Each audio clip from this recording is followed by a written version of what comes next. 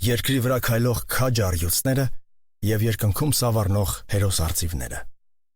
Հեղինակ Մատինա Մարինե Մանուկյան։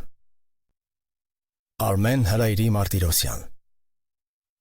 Արմենը ծնվել է 1996 թվականի դեկտեմբերի 27-ին Գեղարքունիքի մարզի Գանձակ գյուղում, հայրենասերների ընտանիքում, քանզի նրա հայրիկի երկու հորեղբայրները համաշխարհային պատերազմի մասնակիցներ էին ու մինչ օրս համարվում են անհետ կորած։ Մեր հերոսը և ժիր ու աշխույժ էր, և խելոք էր ու համեստ, կախված տվյալ պահից։ 3 քույր, 1 եղբայր էին։ Դպրոց գնացել է 2003 թվականին։ Հաճախել է Գանձակի թիվ 1 դպրոց։ Ցածր դասարաններում եղել է գերազանցիկ, իսկ հետո հարվածային։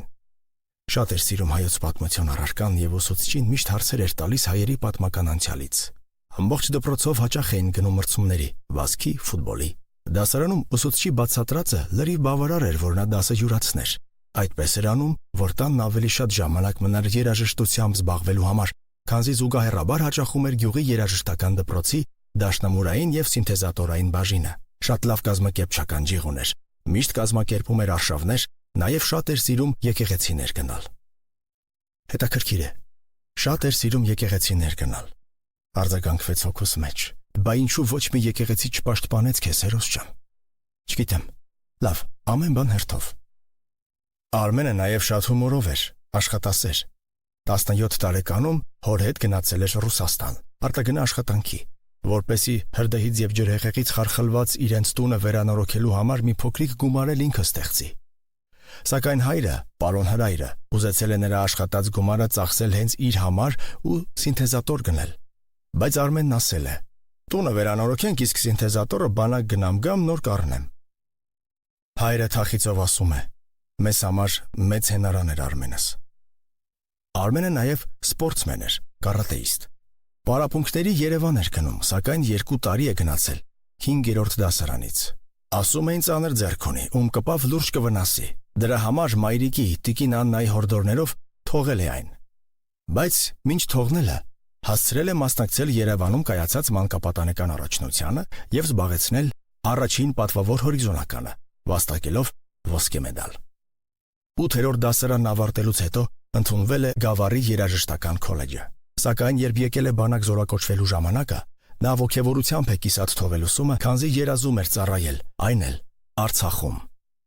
Եվ 4-րդ կուրսից կիսատ թողնելով կրթությունը, զորակոչվել է բանակ ասելով «Լավ տղան պիտի Ղարաբաղ ծառայի»։ Բանակ զորակոչվել է 2015 թվականի հունվարի 25-ին։ Ուրախությամբ և հպարտորեն է մեկնել ծառայության, ուղղություն Արցախ, Մադաղիս, իսկ հետո Թալիշ, որպես ավագ գնդացրորդ, ապա հետախույզ։ Ծառայել է սիրով ու պատվով։ Երբ 1 տարի 4 ամսվա ծառայող էր, մարտի 25-ին արձակուրդ էր գալու, արդեն 2-րդ անգամ։ Սակայն նա իր հասանելիք արձակուրդը զիջել է ընկերոջը, քանզի վերջինիս մորը վիրահատելու էին։ Ընդամենը 5 օր անց սկսվել է ապրիլյան պատերազմը։ Արմենը դիրքերում էր, իր զինակից ընկերների կողքին։ Այդ օրերին նա թշնամու համար ահու սարսափ էր դարձել, իսկ նենք թշնամին դավ էր նյութում։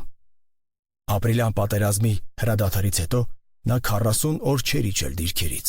իբրև լեռ հսկա անսասան կանգնած էր սատանի փոս կոչվող տարածքում, որտեղ ոչ մի շարժ հնարավոր չէր։ Նա դիրքի ավագն էր ու իր զինվորներին շատ ուշադիր էր։ Ուշադիր էր նաև ինքն իր հանդեպ։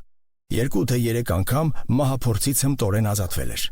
Իսկ երբ խաղաղապահ ջոկատն է գնացել նրանց օգնելու, մի փոքր ավելի հանգիստ է զգացել իրեն։ Մայիսի 11-ը արյունոտ էր Մարտիրոսյանների ընտանիքի համար։ Դարանակալած թշնամու մահաբեր գնդակը փնտրում էր մեր քաջին ու գտավ ու փարվեց նրա երիտասարդ սրտին և հավերժի ճամփորդ դարձրեց նրան։ Փառք ու խոնարհում մեր հզորին։ Այսօր Գանձակի թիվ 1 միջնակարգ դպրոցի ռազմագիտության դասասենյակը անվանակոչված է մեր հերոսի անունով։ Ահա մեր հզոր հայորդու կարճ, բայց բեղումնալից կյանքի ուղին, ով հետմահու պարգևատրվել է արիություն, մարտական ծառայություն մեդալներով, ապա Հայաստանի երկրապահ հուշամեդալով և Ղարաբաղյան պատերազմի միության կողմից հայրենիքի պաշտպանության համար մեդալով։ Փառք ու խոնարհում մեր քաջի հիշատակին։